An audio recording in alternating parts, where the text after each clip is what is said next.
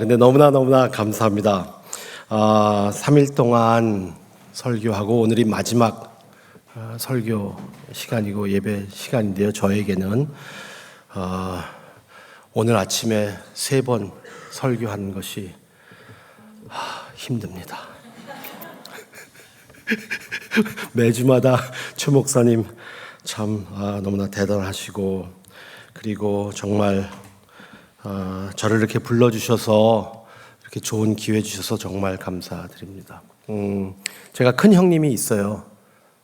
미국에서 사는 제 큰 형님이 있는데 저희 큰 형님보다 더 큰 형님 같은 우리 최정원 목사님 감사드리고, 또 우리 사모님 진짜 누님같이 이렇게 잘 해주셔서 너무나 감사한데, 큰형님보다 더 큰형님 같다는 것은 오늘 녹화로는 안 나가죠. 노진준 목사 들으면 약간 좀 기분 나쁠 수 있으니까 제가 또 맞을 수 있어요. 어릴 때 맞았던 것처럼. 그런데 너무나 감사드립니다. 여러분들 교회에서 가장 중요한 게 뭐라고 생각하십니까? 교회에서 가장 중요한 게 뭘까요? 교회에서 가장 중요한 것은 가장 중요한 것을 중요하게 여기는 겁니다. 그게 가장 중요한 겁니다. 가장 중요한 것을 중요하게 여겨야 되는데 중요하지 않은 것을 중요하게 여기고 중요한 것은 중요하지 않게 여기는 그러한 경향이 많이 있습니다. 그렇다면 가장 중요하게 여겨야 할 가장 중요한 것은 무엇일까? 그것은 복음입니다. 복음. 가장 중요한 것, 복음. 복음은 좋은 소식이라고 이야기합니다. 복음. 이 복음의 의미가 저의 인생과 목회를 완전히 바꿔버렸거든요. 좋은 소식, 좋은 권면이나 조언이 아닙니다. 좋은 생활이나 습관도 아닙니다. 복음은 내가 무엇을 돼야 되는 것을 이야기하는 것이 아니라 어떤 일이 일어났다라는 것을 말하는 겁니다. 엄청난 사건이 일어났습니다. 말로 형용할 수 없는 사건이 일어났습니다. 그 사건 때문에 지금도 여러분들이 이렇게 예배를 드리고 있고, 지금도 여러분들이 삶을 살아가면서 이 사건 때문에 소망을 갖고 살고 있는 겁니다. 이 사건이 좋은 소식인데, 그 좋은 소식, 그 엄청난 사건이 무엇일까요? 당연히 예수님의 복음입니다. 마가복음에서 말하는 것처럼 예수 그리스도의 복음이라. 그리스도의 복음. 우리가 어떻게 살아야 하는 것을 말하는 권면이 아니라 예수님의 삶과 그의 죽음과 부활을 말하는 소식입니다. 하나님이 사람의 모습으로 오셨다. 완전하신 하나님이, 모든 영광을 가지고 있는 하나님이, 말로 천지를 창조하신 하나님이 하나님의 모든 영광을 버리고 인간의 모습으로 이 땅에 오셨다. 복음이에요. 좋은 소식. 우리를 위하여서, 우리와 함께 하시기 위하여서, 우리를 구원해 주시고 우리를 인도해 주시고 우리를 대표해 주기 위하여서, 우리를 대신해 주시고 우리를 대신 완전히 살아주시고 우리가 죽어야 할 죽음에 대신 죽어주신 그 예수 그리스도, 인간으로 오신 분이 우리를 위해서 십자가에 죽으셨다. 이게 복음이에요. 그리고 그것뿐만 아니라 사흘 만에 주님은 살아나셨습니다. 세상의 모든 것을 새롭게 하기 위하여서 육체적으로 살아나셨습니다.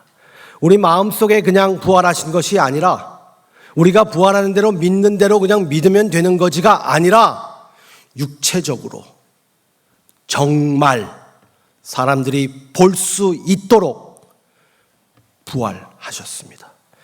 그 부활하심으로 인하여서 모든 것이 달라졌고, 우리의 존재도 달라졌고, 우리의 소망도 달라졌고, 우리가 바라보는 모든 삶의 전환도 다 달라졌습니다. 모든 것이, 만일 부활이 사실이라면 우리가 그렇게까지 걱정하고 그렇게까지 괴로워하고 그렇게까지 힘들어할 필요가 있을까라는 생각을 할 정도로 그리고 그렇게 저희들에게 도전을 주는 말씀이 바로 좋은 소식입니다. 복음은 좋은 소식이에요.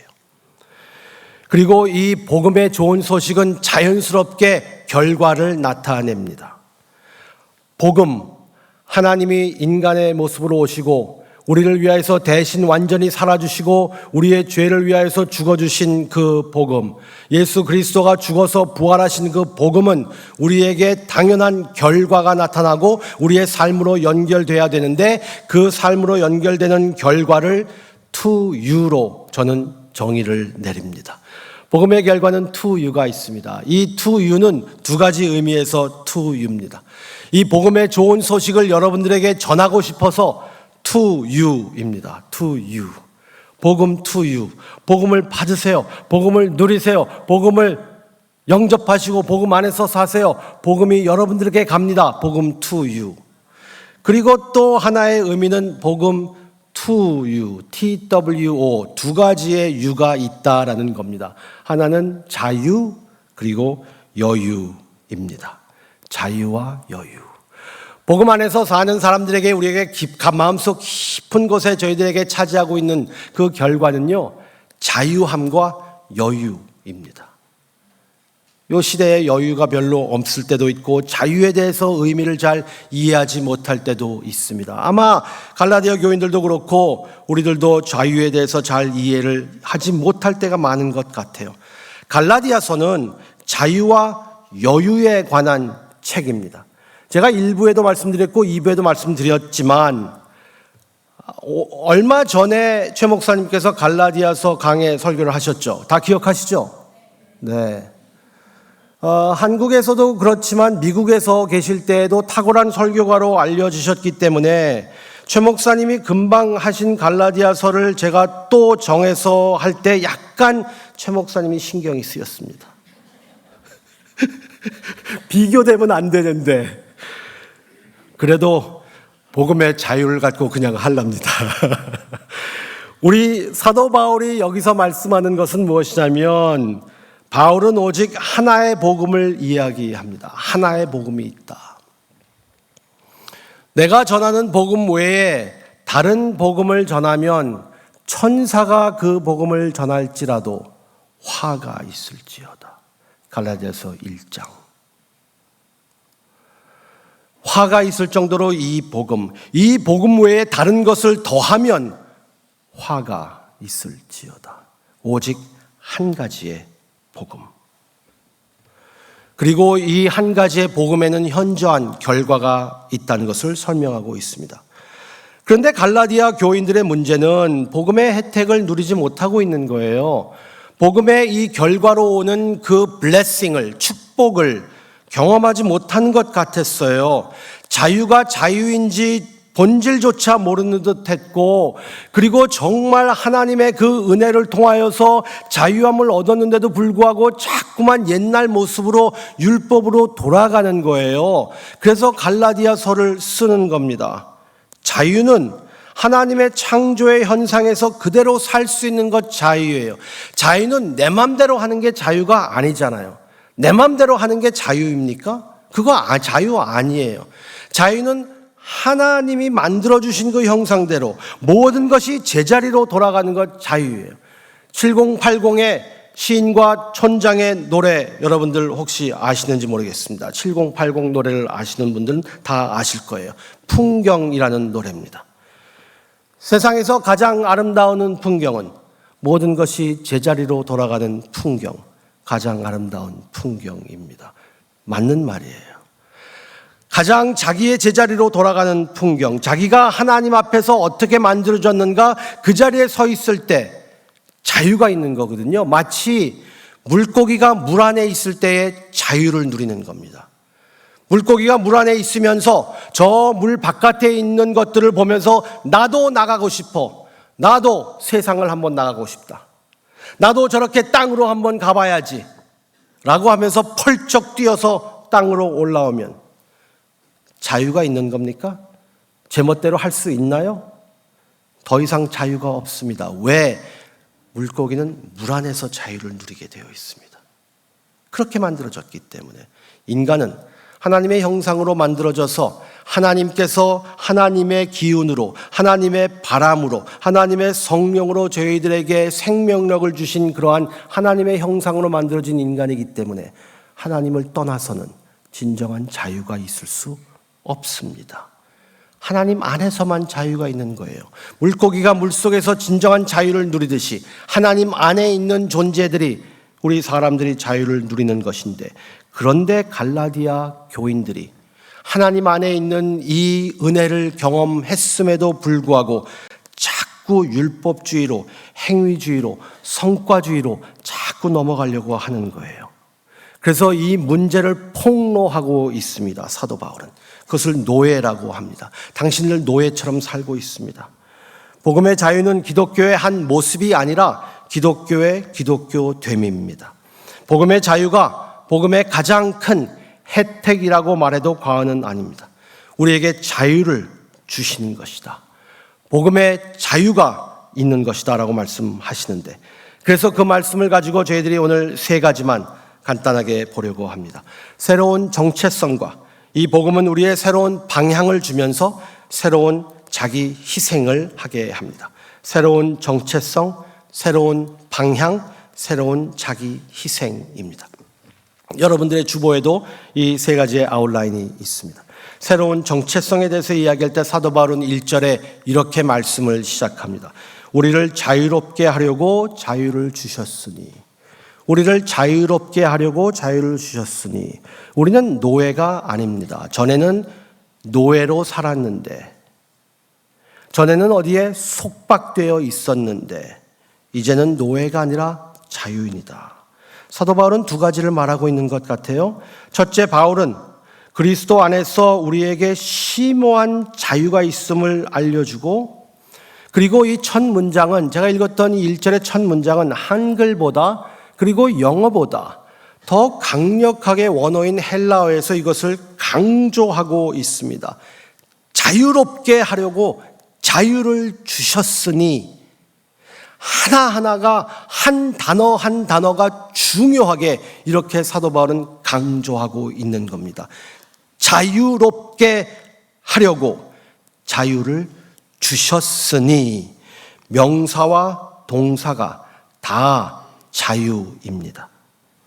자유가 우리의 목적이며 동시에 방법과 수단입니다. 자유를 얻기 위해서 자유를 주셨습니다. 자유를 통하여 자유를 얻을 수 있다. 이것이 기독교 복음의 모든 것이라고 해도 과언이 아닐 정도로 사도 바울은 이것을 강조하고 있어요. 예수님의 사명은 자유와 해방이었습니다. 그리고 자유를 주셨으니 라는 동사를 사용할 때는 앞으로 일어날 수 없는 특별한 헬라어의, 코이노의 헬라어에 사용되는 그 동사를 사용합니다. 앞으로 일어날 수 없는 과거형 동사. 제가 아침에 커피를 마셨습니다. 이거는 다시는 일어날 수 없는 과거형 동사가 아니지요. 왜냐하면 내일도 마실 수 있으니까. 그런데 다시는 일어날 수 없는 것. 내가 태어났습니다. 다시 태어날 수 없어요, 육체적으로. 그런 것을 사용할 때 이 단어를 사용하는 겁니다. 다시는 일어날 수 없는 과거형 동사를 사용하고 있어서 결론적으로, 결정적으로 그리스도인들은 자유를 얻었다라고 이야기합니다. 그런데 동시에 이 자유의 자유됨을, 기쁨을, 맛을 잃을 수도 있다. 마치 이 갈라디아 성도들이 그렇게 했던 것처럼 바울 사도는 꼭 이것을 언급해야 했어요. 왜냐하면 자유를 얻었다는 이 선언으로 자유의 본질을 잊고 자유의 자유됨을 잃고, 그리고 자꾸만 어디에 속박되기를 원하는 거예요, 이 사람들이.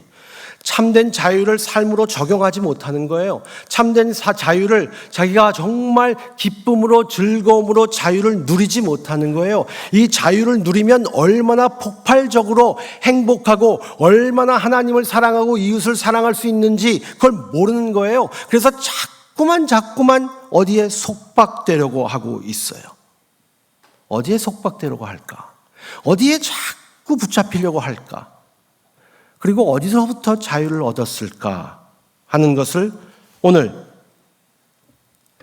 어느 한 주석가인 존 스타트가 이렇게 말합니다. 여러분들의 주보에도 이 글이 들어가 있는데요. 우리의 이전 상태는 노예 상태로, 예수 그리스도는 해방자로, 회심은 해방 행위로, 그리스도인의 삶은 자유의 삶으로 묘사됩니다. 이 자유는 전체 서신과 이 문맥이 분명히 밝히듯이 기본적으로 죄로부터의 자유가 아니라 오히려 율법으로부터의 자유입니다. 여기서 바울이 강조한 바에 따르면 그리스도께서 우리를 해방시키기 위해 행하신 일은 우리의 의지를 죄의 속박에서 해방시키시는 것이 아니라 우리의 양심을 죄책에서 해방시키는 것입니다. 무척 심오한 거예요. 굉장히 깊이 있는 말씀입니다. 저는 이분과 동의합니다. 그가 묘사한 그리스도인의 자유는 양심의 자유, 율법의 압제로부터의 자유, 하나님의 은혜를 얻기 위해 율법을 지키는 그러한 부담감에서 오는 자유를 이야기하고 있는 겁니다. 그리스도를 통하여서 하나님께 인정된 것을 아는 것에서 오는 그 자유를 잃어버리고 자꾸 율법주의로 들어가려고 하는 겁니다. 그래서 그 율법주의로 빠지는 종교에서 자유를 뺏겨버리고 그리고 율법을 더합니다. 여기서 제가 말씀드리는 것을 오해하시지 않으셨으면 좋겠습니다. 저는 율법이 나쁘다는 말씀을 드리는 것이 아닙니다. 율법을 지키지 않아도 된다는 말씀이 아니고 율법을 지키지 말아야 된다는 말씀은 더더욱 아닙니다. 사도 바울이 여기서 말씀드리는 것은 율법에서 자유를 얻었다는 것은 율법주의에서 율법을 행함으로 인하여서 하나님께 인정을 받고 율법을 행함으로 인하여서 구원을 얻으려고 하는 그 시도에서 자유를 얻었다는 겁니다. 우리의 구원은, 우리가 의인이 될 수 있는 길은 우리가 율법을 지킴으로가 아니라 하나님의 은혜로 되는 것을 알기 때문에 자꾸만 율법을 지킴으로 인하여서 내 율법에 속박되어서 그것으로 인하여서 하나님께 의인이 되려고 시도하는 우리들의 어리석은 모습들을 사도 바울은 지금 보여주고 있는 겁니다. 그래서 자유도 없고 여유도 없어요.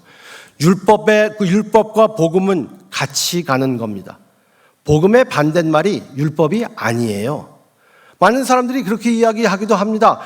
목사님, 자꾸 목사님 뭐 이렇게 순종 이렇게 말씀하시는데 너무 율법주의적으로 가는 것 같아요. 제가 그럽니다. 아니요. 복음의 반대는 율법이 아니에요. 복음을 통하여서 율법이 재조명되고 그리고 율법을 통하여서 그리스도가 필요하고 복음이 필요하다는 것을 알게 되는 겁니다. 그래서 율법이 우리의 거울이라고 갈라디아서는 이야기하고 있고 갈라디아서는 우리를 율법이 선생이라고 이야기하는데 그 선생은 무엇을 가르치느냐? 예수 그리스도를 가르치고 그리고 은혜를 보여주는 것이다라고 이야기하고 있는 겁니다. 하나님께서는 이스라엘 백성들에게 십계명을 주셨습니다. 이렇게 살아야 한다. 너희들은 하나님이 이스라엘 백성들에게. 근데 이스라엘 백성들에게 십계명을 주실 때에 우리는 십계명 하면 1계명 나 외에 다른 신을 두지 말라 이거부터 시작합니다. 근데 하나님이 주신 서론을 잊으면 안 돼요. 하나님께서 십계명 주실 때 이 말씀 꼭 하셨고 이 말씀을 저희들은 꼭 기억해야 됩니다. 내가 너희를 구원한 자다. 너희를 애굽의 그 노예의 손에서 해방시킨 하나님이다. 그리고 너희들은 이제 나의 백성이다. 내가 은혜를 베풀어서 내가 너희들을 해방시켜주고 자유를 주었으니 이제 자유인으로 계명을 지켜라 라고 말씀하시고 계세요. 잘 보세요. 근데 예수님께서 신약 때 오셔서 이렇게 말씀하십니다. 십계명을 너희들이 알지 않느냐? 내가 이것을 간단하게 요약해 줄게. 이 계명으로. 그래서 두 가지로 요약을 해 주셨습니다. 그게 뭐죠? 하나님을 사랑하고 이웃을 사랑해라. 그게 계명이에요. 하나님을 사랑하고 이웃을 사랑해라. 그런데 종교인들이 이것을 어떻게 만들었죠? 33개의 계명으로 만들었습니다. 자꾸만 늘렸어요. 이것도 하면 안 되고 저것도 하면 안 되고 이것도 하면 안 되고 저것도 하면 안 돼요. 이렇게 해야 되고 저렇게 해야 되고 이렇게 해야 되고 저렇게 해야 돼요. 그래야지만 될 수 있다라고 계명을 자꾸 늘렸어요. 그래서 점점 오버하게 되니까 그 계명에 꽉 눌려서 사람들이 자유를 누리지 못해요. 그래서 사도 바울이 여기에 복음을 이야기하고 복음이 주는 혜택의 자유를 이야기합니다. 저희 한어회중에서 표가 있는데요. 제가 자주 질문을 합니다. 이제는 한어회중을 제가 목회하고 있지 않지만 제가 질문을 할 때에 우리 성도들이 그렇게 답합니다. 여러분, 우리 교회 표가 뭐죠? 우리 교회 표가 있어요. 그러면 성도들이 다 대답해요. 오버하지 말자. 오버하지 말자. 근데 거기에 짓궂은 장로님이 한 분 계세요. 저랑 젊을 때부터 친구인 장로님인데 꼭 그럴 때마다 거기서 앉아서 얘기를 해요. 목사님이 제일 오버하시는데요. 그래요. 저랑 아주 친한 친구입니다. 교인들도 다 알고 있어요. 그 장로님이 저한테 제가 제일 오버한대요. 사실 그런 것 같아요. 제가 제일 오버하는지도 모르겠어요. 여러분들은 어떻습니까? 자꾸만 종의 멍에를 매려고 하는지 모르겠습니다. 종의 멍에를 매려고 하고 그리고 율법의 멍에를 매려고 하고 하나님께서 주신 자유를 누리지 못하게 하는 우리를 잡으려고 하는 것, 그것이 무엇일까? 성경은 그것을 우상이라고 이야기합니다. 우상은 우리를 항상 자유 없는 노예로 만들려고 합니다. 우상은 우리를 위해서 한 번도 희생하지 않습니다. 우리가 만들어 놓은 우상이 있어요. 이것만 있으면 돼. 이것만 있으면 나는 행복할 거야. 그 우상. 나 이것 없으면 죽을 것 같아 하는 그 우상.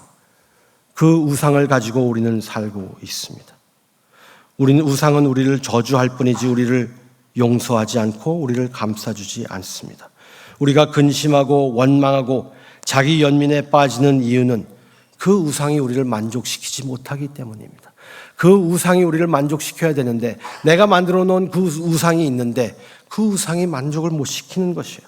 하나님 외에 다른 것들을 두고 그것으로 인하여서 내 정체성을 찾으려 하고 내 소망을 찾으려고 하고 그것으로 인해서 내가 무엇을 증명하려고 하니까 근데 그게 자꾸 막히는 거예요. 그래서 힘든 거예요. 그러니까 저희들은 불행하고 속박되는 것을 합니다. 우상. 사람들의 인정일 수도 있고 평안함일 수도 있고 그리고 무엇이 될 수도 있습니다. 그 우상이 이것만 있으면 되겠다. 나는 이것만 있으면 되겠어. 저는 뉴욕에서 왔습니다. 뉴욕은 만능물질주의 도시입니다. 서울도 만만치 않습니다. 돈만 있으면 다 된다고 생각합니다. 근데 솔직하게 말씀드리면 돈만 있으면 거의 다 돼요. 그런 세상에 살고 있어요. 돈만 있으면 돼요, 진짜. 돈 많으면 다 돼요. 근데 그 돈이 우리를 위해서 한 번도 희생하지 않습니다. 우리를 한 번도 인정해주고 세워주지 않습니다. 끊임없이 저희들을 잡아당깁니다. 끊임없이 저희들을 속박합니다. 그래서 계속 속삭입니다. 돈만 있으면 돼. 근데 나는 너에게 이거 안 줄 거야. 돈이 얼마나 부실한 건가를 아는 사람들은 돈이 많은 사람들밖에 없어요. 돈이 많아야 이 돈이 아무것도 아니구나라는 것을 알 수 있대요. 그래서 저는 아직도 돈을 좋아해요. 돈만 있으면 될 것 같아요, 진짜. 근데 돈 많은 사람 얘기 들어보니까요, 돈 많은 사람들이 글 쓴 거 보니까 돈이 아니래요. 근데 돈이 많은 사람들은 또 그렇게 얘기해요. 그래서 제가 그러죠. 나도 그렇게 얘기할 수 있을 정도로 한번 있었으면 좋겠다. 네. 근데 돈은 한 번도 저희들에게 행복을 주지 않습니다. 영원한 행복을. 그리고 저희들을 위해서 희생하지 않습니다. 복음은 우리를 속박하는 것이 아니라 은혜로 우리를 자유케 하는 겁니다. 자유인. 여러분들은 자유인입니다. 자유인. 자유. 그래서 새로운 방향이 생깁니다. 2절부터 12절까지 율법을 지킴으로써 하나님을 기쁘시게 할 수 없고 율법으로 의롭다 하심을 얻으려 하면 은혜에서 떨어지는 것이라고 성경은 말하고 있습니다. 우리가 하나님께 받아들여지기 위해서, 하나님께 인정을 받기 위해서, 하나님의 속을 시원하게 해드리기 위해서 기독교적인 일을 하고 있다면 저희들은 기독교의 복음을 완전히 놓치고 있는 거예요. 우리의 기독교적 또는 영적 행위는 우리에게 천국에서 더 높은 자리를 주는 것이 아닙니다. 그런 식으로 생각한다면 우리는 바울이 11절에 말한 것처럼 자신에게서 십자가의 능력이나 걸림돌을 제거하는 겁니다. 11절에 사도 바울은 그렇게 이야기하고 있어요. 너의 율법으로, 너의 의로 하나님께 앞에 가려고 하고 그것으로 의로움을 얻으려고 한다면 예수님이 십자가에서 왜 죽으셨냐? 십자가의 죽음은 무슨 의미가 있습니까? 내 행함으로 인하여서 하나님께 갈 수 있다면, 내 열심으로 인하여서 하나님의 인정을 받고 그리고 하나님 앞에 의롭게 설 수 있다면 예수님 왜 죽으셨어요? 사도 바울이 그 얘기하는 거예요. 걸림돌이 없어지는 것 아니냐? 십자가의 능력이 아무것도 아니라고 말하는 것 아니냐? 예수님의 죽음은 완벽하지 않다는 것 아니냐? 사도 바울이 지금 그렇게 따지고 있는 겁니다.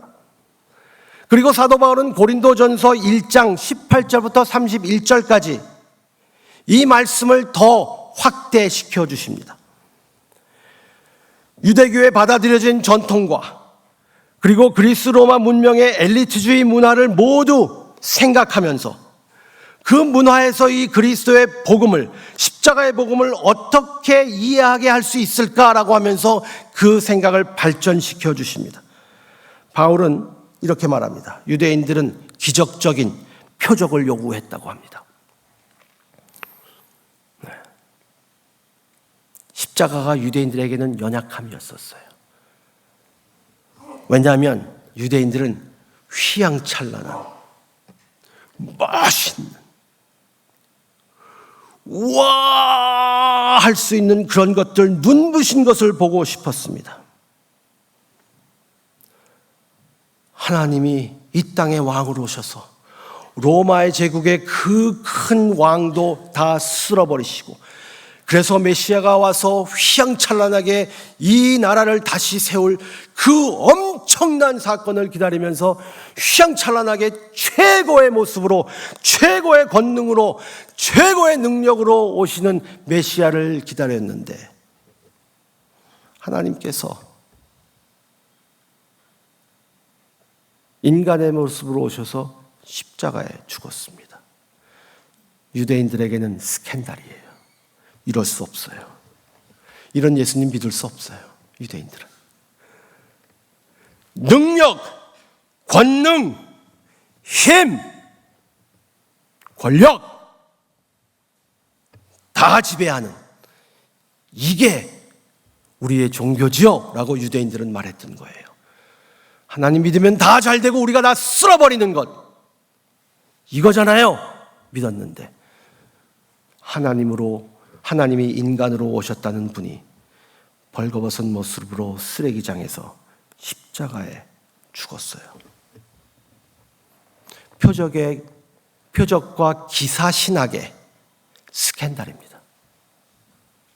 여러분, 십자가의 능력이 계속해서 여러분들을 당황시키거나 화나게 만들어야 됩니다. 십자가 앞에서 계속 당황해야 돼요. 십자가를 보고 이렇게 말합니다. 이게 다예요? 이게 다라고요? 방언도 표적도 기사도 꿈도 하나님께서 직접 말씀하시는 것도 없다라는 말입니까? 치유도 큰 일도 없단 말입니까? 이게 다라고요? 십자가 외에는 없습니다. 저는 방언과 표적과 기사가 없다라는 말씀이 아닙니다. 이것을 하지 말라는 말씀은 더더욱 아닙니다. 이것이 아름다운 하나님의 은사로 나타날 수 있습니다. 그런데 이것이 십자가를 대신하거나 십자가를 보충할 수 없습니다. 십자가가 뭐가 부족해서 우리의 이적과 기적이 유대인들이 바랬던 그 이적과 기적이 이걸 보충해야 됩니까? 십자가 외에는 없습니다. 그래서 당황하는 거예요. 아니, 십자가밖에 없다고요? 그리고 십자가의 권력을 사랑하는 로마인과 지적 성취, 그 십자가는 이 권력을 사랑하는 로마인들과 지적 성취인들에게도 똑같이 도전합니다. 교육을 통한 구원에 열광했던 그리스인들에게 못지않은 수치스러운 것이었습니다. 바울 시대보다 현대 계몽주의 문화에 훨씬 더 멀리 퍼져 있는 이 삶의 철학이 십자가는 완전히 어리석음입니다. 유대인들에게는 십자가 너무나 약했고, 그리고 로마 그리스 사람들에게는 십자가가 너무 어리석은 거예요. 십자가 없는 기독교는 지금과 마찬가지로 죄와 죽음 앞에서 모든 사람을 속수무책으로 내버려 둘 수밖에 없습니다. 너무나 말도 안 되는 것처럼 느껴지는 거예요. 내가 이렇게 교육을 받았는데, 내가 이렇게 지성인인데 십자가뿐이라고요? 로마인들에게 스캔들입니다. 십자가가 여러분들을 당황시켜야 됩니다. 끊임없이 십자가 앞에서 당황해야 합니다. 제가 십자가. 제가 뭔가를 내놓으려고 할 때, 십자가.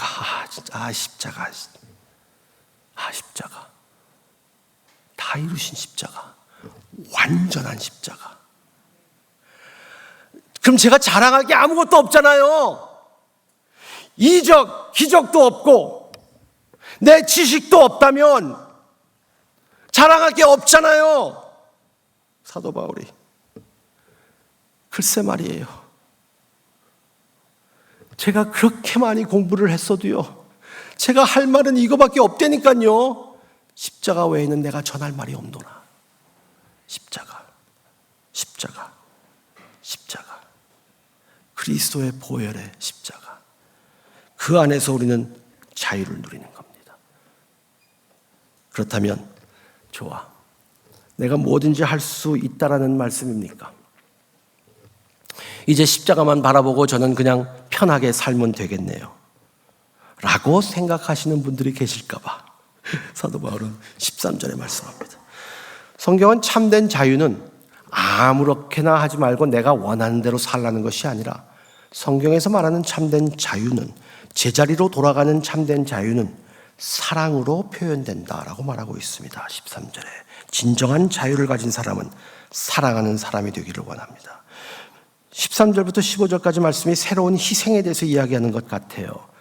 사랑은 놓아주는 것이지, 내려놓는 것이지 소유하려고 하는 것이 아닙니다. 사랑은 섬기는 것입니다.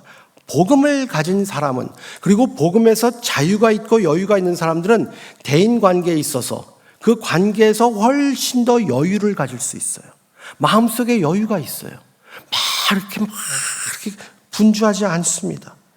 우리의 결정에서도, 우리의 관계에서도, 마음속에서도 저희들이 여유가 있을 수 있어요. 근데 너무 급해요, 저희들이. 제가 인생에서 몇 가지 중요하게 생각하는 말들이 있는데요, 저희 아내랑 같이 계속 저희들이 연습하는 말입니다. 무슨 일이 일어났을 때 저희들이 그럽니다. This is not the end of the world. 이게 세상 끝이 아니야. 이 세상 끝 아닌데, 자녀 아이들이 무슨 일이 일어나면 그게 세상 끝난 것처럼 저희들이 반응할 때가 있어요. 세상 끝 아니에요. 훨씬 더 복음에 풍성하게 젖어 있는 우리 신앙의 선배님들 여기 계실 거예요. 훨씬 여유로운 모습입니다. 하나님의 주권을 믿고 하나님이 어떻게 인도하셨는가를 알 수 있기 때문에 마음에 여유가 있는 거잖아요. 복음을 믿는다면 하나님께 순종하고 다른 사람들을 섬기는 것이 어떤 것인지 이해할 수 있게 되고, 그리고 다른 사람들을 순종함으로 인하여, 다른 사람들에게 사랑으로 함으로 인하여서, 그리고 하나님께 순종함으로 인해서 내가 무엇을 받으려고 하는 것이 아니라 그냥 복음에서 주는 힘으로 저희들이 섬길 수 있는 겁니다. 남을 이용해서 내가 무엇을 받으려고 하는 건 아니잖아요. 정말 사랑하는 마음으로 저희들은 그것을 행하는 겁니다. 여러분들이 설교 후에 부르시는 찬양도 그런 찬양이지 않습니까? 모든 것이 은혜, 은혜, 은혜, 은혜. 세상에 당연한 것 하나도 없었습니다. 모든 것이 은혜였습니다. 모든 것이 은혜였죠? 라고 여쭈면 여기서 오늘 한두 명씩 우리 신앙의 선배님들 여기 앉아 계신 분들 오늘 밤새도 그 얘기 다 못합니다. 모든 것이 은혜였지. 은혜였지. 근데 여기서 저희들이 조심해야 할 것은 은혜를 갚으려는 시도를 합니다. 은혜는 갚을 수 없으니까 은혜입니다. 갚을 수 있으면 무슨 은혜예요? 은혜는 갚을 수 없어요. 그래서 우리를 속수무책으로 만들어버리는 겁니다. 그래서 우리를 주님 품 안에 그냥 있게만 만드는 겁니다. 그래서 저희들이 그저 기뻐할 수 있고 감사할 수 있고 그리고 여유를 가질 수 있고 하나님을 예배할 수밖에 없게 만드는 겁니다. 맞아요. 은혜입니다. 은혜는 그냥 받는 겁니다. 제가 갚으려고 하는 그 순간 그 은혜는 은혜가 아닙니다. 그것은 빚이 되는 거예요. 여러분 하나님께 빚졌다고 이야기하지 않습니다. 사랑의 빚은 있습니다. 그렇지만 여기서 말씀하시는 그 하나님의 은혜를 이야기할 때는 그 은혜를 갚으려는 시도를 하는 게 아니라 그 은혜를 누리려고 할 때에 저희들은 어떤 현상이 자연스럽게 나타나느냐? 그것은 사랑, 봉사, 이웃을 섬기는 것. 하나님이 여러분들을 얼마나 귀하게 여기시길래 은혜를 주시는데 은혜를 갚으라고 우리에게 주신 것 같으세요? 아니에요. 얼마나 여러분들을 귀하게 여기시는지. 여러분들이 무엇을 해서가 아니라 여러분들을 귀하게 여기셔서 예수님이 십자가에 죽기까지 순종하면서 죽기까지 그렇게 사랑하셨다는 거예요. 우리는 주님께 아무 이익이 될 수 없습니다. 하나님께서 원하시면 모든 거 하실 수 있어요. 우리가 필요하신 분이 아닙니다. 하나님이 우리에게 헌신하시는 이유는 우리가 하나님께 무엇을 해드릴까가 아니라 하나님이 우리에게 헌신하시는 것은 우리를 헌신하시기 때문에 헌신하시는 겁니다. 하나님이 우리를 사랑하시고 하나님이 우리를 끝까지 인도하시기 때문에 그것을 이해한다면 저희들 가운데 좀 여유가 생기고 자유가 있습니다. 이제 비로소 하나님을 그냥 좋아서 예배하고 섬기게 됩니다. 하나님이 그냥 좋아요. 하나님이 좋아요. 그리고 하나님을 좋아하고 싶어요. 당연히 매 순간마다 하나님이 좋아요 그러지 않아요. 저희 교회에 주일학교 아이가 있었는데요. 한 4살짜리인가 5살짜리 아이인데 선생님이 그렇게 물어봤대요. Do you love Jesus? 예수님 사랑해요? Do you love Jesus? 그랬더니 그 5살짜리 아이가 그날 이렇게 대답했답니다. Not today. 오늘은 아니에요. 우리들 마음이 그렇죠. Not today. 매번마다 막 주님을 사랑하고 막 감정이 그렇지는 않아요. 그런데 마음속 깊은 곳에 그러고 싶어요. 그게 좋은 걸 알고 있어요. 그리고 그러한 열망이 있고 갈망이 있어요. 그게 복음이 주는 힘입니다. 복음의 자유는 2가지의 모습으로 나타납니다. 양심의 자유가 있다라고 말합니다. 죄의 의식에서 자유를 얻었습니다. 죄의 의식에서. 여러분, 죄의 의식에서 나는 너무나 못되고 죄인이야 라고 생각하는 사람 있으십니까? 그런 사람 있어요? 예수님께서 다 이루었다라고 하는데 예수님께 마치 소리 지르면서 예수님 다 이루지 않으셨어요. 내가 할 때까지 예수님의 일은 다 이루신 것이 아니에요 라고 그렇게 소리치면 되겠습니까? 다 이루셨다. 그것은 받아들이는 겁니다. 반면에 우리는 동기의 자유를 누릴 수 있다고 했습니다. 무엇을 꼭 이루어야만 한다는 생각, 그리고 누구를 위해서 왜 이렇게 열심히 하는가 하는 동기의 자유를 누릴 수 있다면 옛 욕망을 따르지 않고 그리고 따르고 싶지도 않고 이제는 진정한 자유로 섬기는 모습으로 나갈 수 있습니다. 왜요? 이게 바로 복음이 주는 힘이기 때문이에요. 그래서 사도 바울은 이 13절의 말씀이 끝나면서 14절, 15절 그리고 16절부터 또 계속해서 연결시켜서 하시는 말씀이 육체의 정욕을 따라서 살지 마라. 이제는 육체의 정욕을 따라서 살 필요가 없습니다. 그리고 우리는 육체의 정욕을 십자가에 못 박아서 우리는 성령의 열매를 맺는 삶을 산다라고 이야기합니다. 성령의 열매를 맺어라. 이것이 바로 저희들의 성품에서 일어나는 사랑과 희락과 화평과 온유와 절제와 충성과 오래 참음과 이렇게 저희들에게 있는 이러한 성품의 변화가 있어서 그래서 복음의 힘으로 인하여서 저희들의 여유가 생기고 훨씬 더 식구들에게 배우자에게 자녀들에게 부모님에게 교우들에게 직장 동료들에게 훨씬 관대해질 수 있는 이유는 복음의 힘이기 때문입니다. 저희들이 받은 것이 너무나 크기 때문에 이러한 복음의 투유를 여러분들께서 누리시기를 정말 바랍니다. 대단합니다. 이 복음은 정말 대단합니다. 이 복음 안에 저희들이 계속 거할 수 있기를 바랍니다. 함께 기도하시겠습니다. 하나님,